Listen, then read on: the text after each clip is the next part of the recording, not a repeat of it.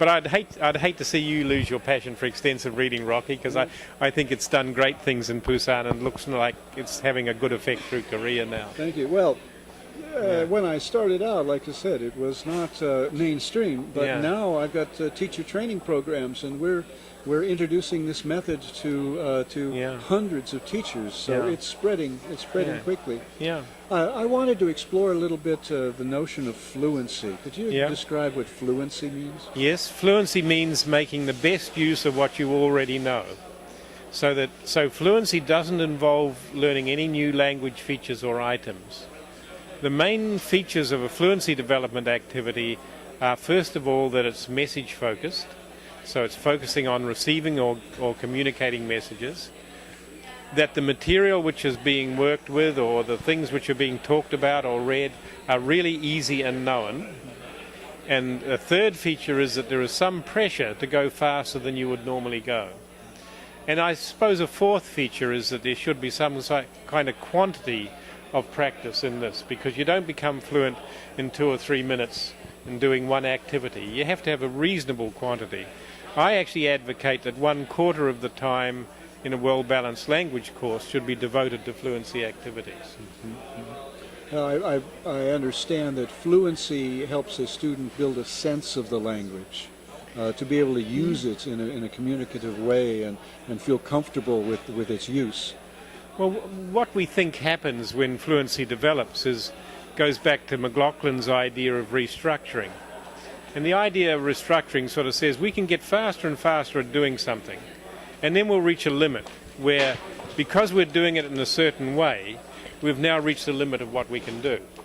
But if we look at what we're doing, or even not consciously look at it, but if the brain looks at it and says, actually, I'm going to change this in some way and restructure it, reorganize it, you can then start to reach new levels of fluency. And so, from a language perspective, this very clear example is, say you learn to read another language, another script. When you start to read, you only look at bits of letters, and you say, like the letter B has got the circle over this way, and the letter D has got it over the other way, and you have to pay attention to these little bits. And then when you get a little bit more fluent, you can recognize the whole letter as one unit. And then when you get a bit better, you start to recognize whole words. And then when you get even faster and more fluent, you then start to work at the level of the phrase or the multi-word unit, where you can actually predict to some degree what that phrase is going to be. And a glance at it is probably enough for you to be able to read it. And so what fluency development then involves is getting faster and faster so that the brain restructures then the learning. And this restructuring of learning, I think, is leading to a better organization within the brain. Well, so fluency has very important outcomes. Dr. Richard Day says fluency is the acquisition of sight words, but I think you're saying that it's a little bit more complicated. Well, he's only looking at reading, and he's only looking at beginning reading. And so from the point of view of beginning reading, I'd probably agree with him to some degree. But I want to see fluency for listening, speaking, reading, writing. And I think in a well-balanced course, you have time on each of those 4 skills.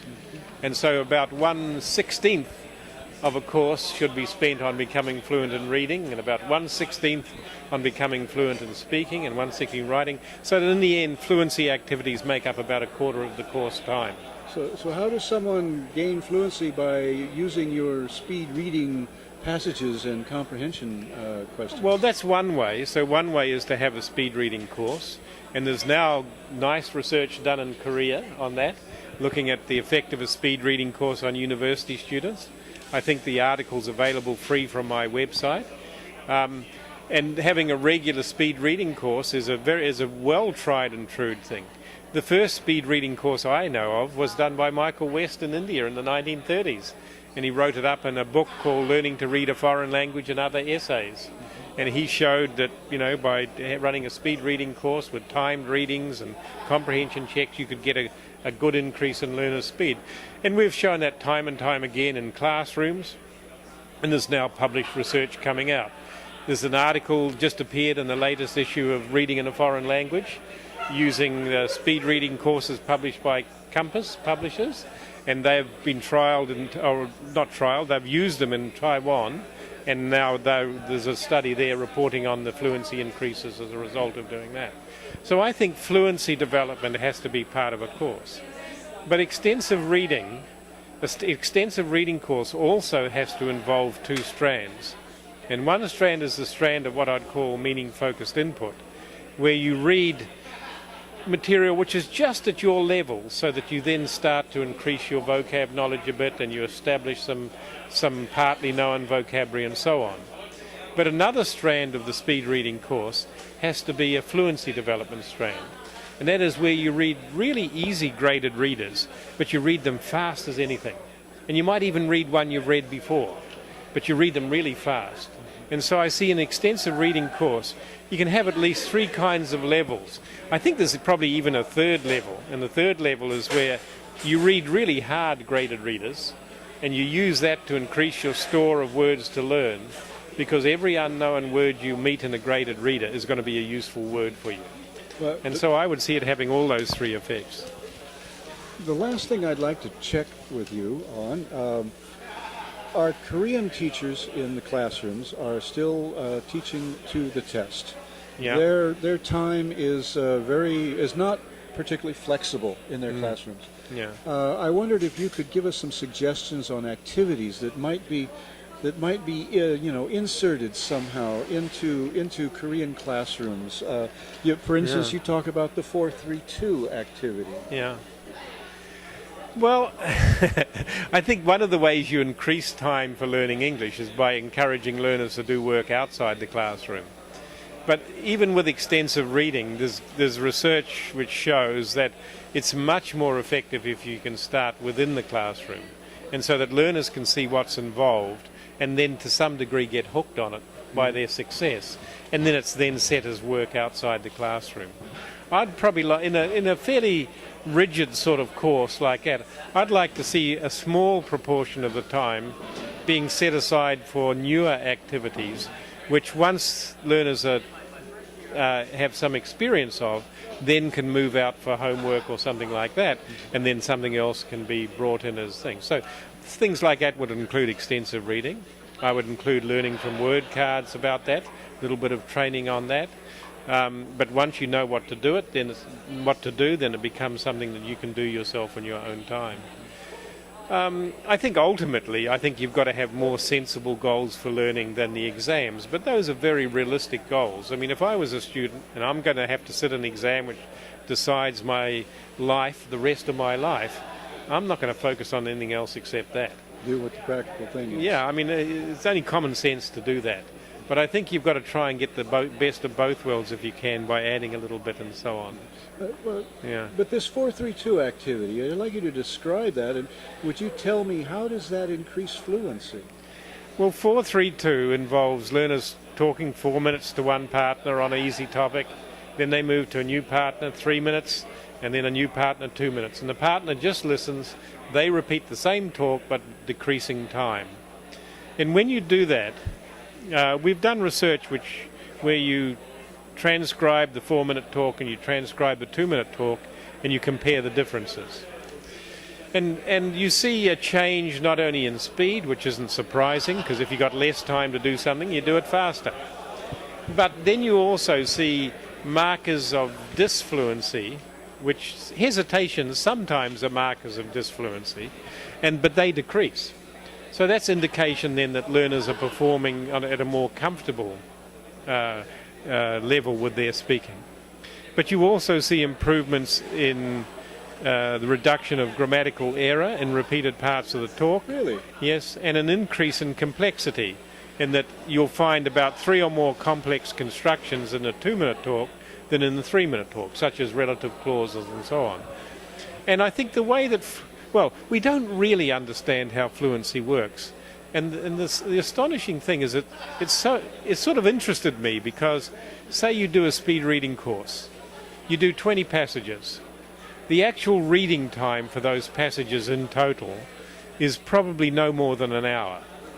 because they're 550 words long. You ideally should be reading at about getting to 250 words a minute, so that's just over 2 minutes per passage. And if you're reading pretty slowly, at less than 200 words a minute, then it's still, it's still 3 minutes or so to do the reading. And yet for an hour investment of reading time, you can get a 50% minimum increase in speed, and sometimes a doubling in speed of some learners. And it can't be that they've met all the words many times in the course, because there just isn't enough opportunities for repetition.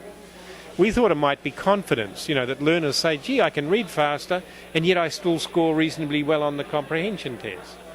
But there isn't evidence of that in the graphs, because you would expect that if there was a confidence change, you would see a sort of jump when someone sort of realizes. But there isn't. By far the most typical graph, in about 90% of cases, is a gradual increase in fluency and speed of reading as they go from one passage to the next. So really all I can think of is maybe it is sort of fluency, maybe it is sort of confidence, but it's also getting familiar with the really familiar words of the really high frequency words of the language, plus moving up another level in the way you process material, to moving from single letters to words or from words to phrases.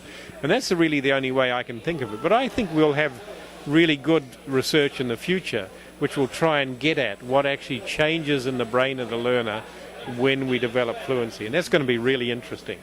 You know what has been the most valuable resource to me is your website. Oh. Because I've been using your tests for receptive vocabulary, size, your productive size, and you have these speed-readed passages available at your website. Well, I believe in a free and open internet, and I believe that intellectual knowledge and that should be freely distributed. And so that's my way of saying that.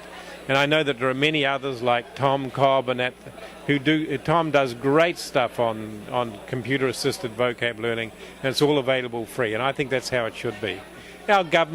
My government pays my salary, and I think we should, I think that I should repay that by making knowledge freely available. If there was one piece of advice that I would give teachers in Busan or students anywhere, is to access your site.